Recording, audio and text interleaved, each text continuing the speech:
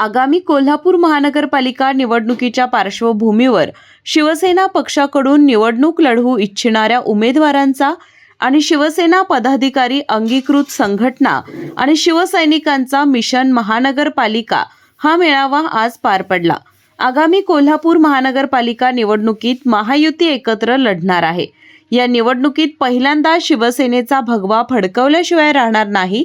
सक्षम असलेल्या प्रत्येक कार्यकर्त्याला उमेदवारी मिळेल अशी ग्वाही आमदार राजेश क्षीरसागर यांनी यावेळी बोलताना दिली। विरोधकांकडून पक्षाचा चेहरा असलेल्यांना टार्गेट करण्याचा षडयंत्र रचलं जात असून निगेटिव्ह नॅरेटिव्ह सेटअप करणारे बावड्यात बसले आहेत असा थेट आरोप यावेळी क्षीरसागर यांनी केला।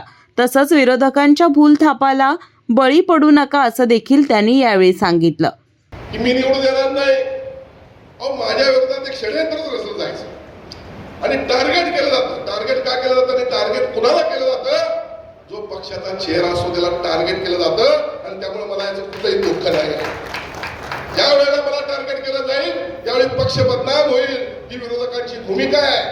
आज 100 कोटीच्या माध्यमातून आम्हाला टार्गेट करण्याचा प्रयत्न होतोय।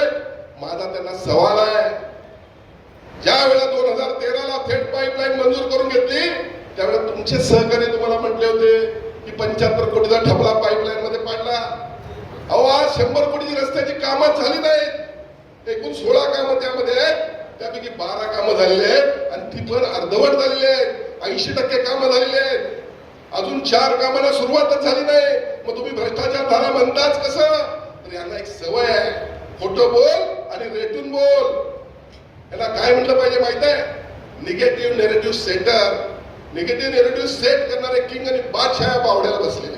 या निवडणुकीत महायुती म्हणून एकत्र लढण्याचा निर्णय झाला असल्यानं महायुतीतील इतर 3 पक्षांनीही महायुतीचा धर्म पाळला पाहिजे असा सल्ला यावेळी बोलताना नाना कदम यांनी दिला। विरोधक पाय ओढण्याचं काम करत आहेत, आता पाय ओढणाऱ्यांचे पाय आपण बांधायचं असं आवाहन जिल्हाप्रमुख सुजित चव्हाण यांनी केलं।